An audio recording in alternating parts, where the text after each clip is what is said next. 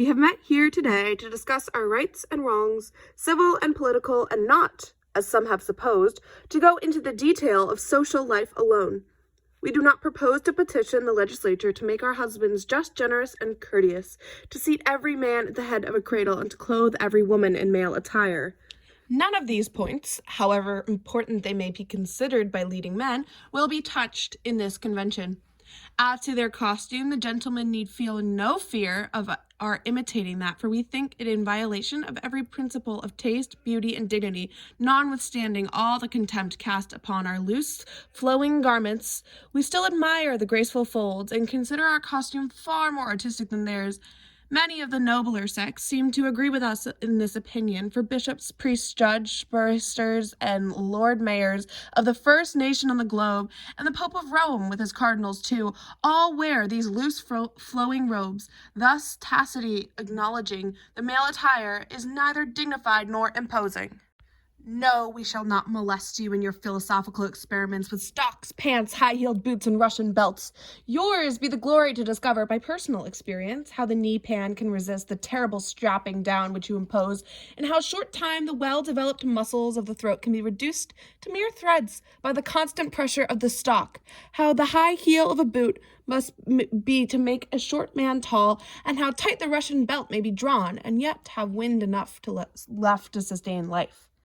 We are but assembled to protest against a form of government existing without the consent of the governed, to declare our right to be as free as man is free, to be represented in the government which we are taxed to support, to have such disgraceful laws as to give the man the power to chastise and imprison his wife, to take the wages which she earns, the property which she inherits, and in cases of separation, the children of her love, laws which make her the mere dependent on his bounty.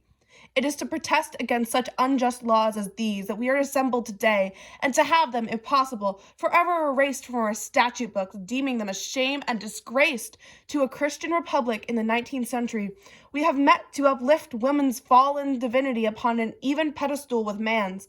And strange as it may seem, we now demand our right to vote, according to the declaration of the government under which we live. This right no one pretends to deny. We need not prove ourselves equal to Daniel Webster to enjoy this privilege, for the ignorant Irishman in the ditch has all the civil rights he has. We need not prove our muscular power equal to this same Irishman to enjoy this privilege, for the most tiny, weak, ill-shaped stripling of 21 has all the civil rights of the Irishman.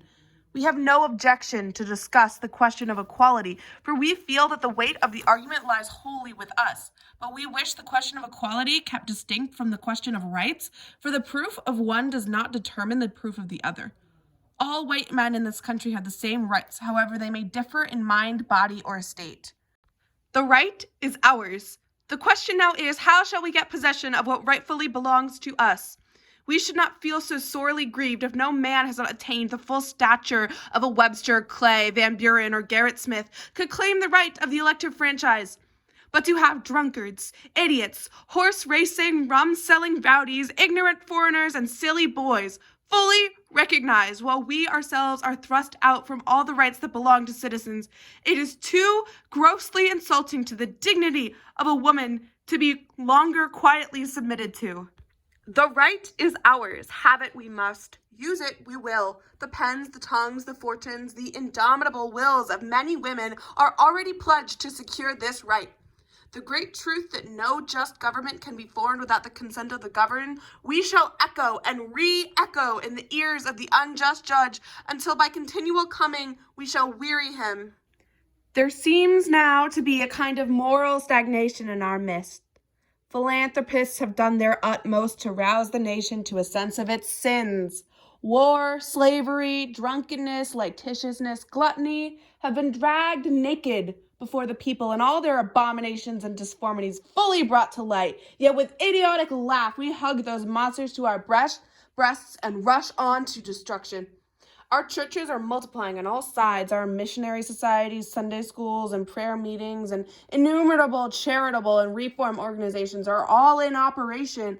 But still the tide of vice is swelling and threatens the destruction of everything, and the battlements of righteousness are weak against the raging elements of sin and death. Verily, the world waits the coming of some new element, some purifying power, some spirit of mercy and love. The voice of a woman has been silenced in the state, the church, and the home, but man cannot fulfill his destiny alone, and he cannot redeem his race unaided. There are deep and tender chords of sympathy and love in the hearts of the downtrodden and oppressed that woman can touch more skillfully than man. The world has never yet seen a truly great and virtuous nation because in the degradation of woman, the very fountains of life are poisoned at their source. It is vain to look for silver and gold from mines of copper and lead.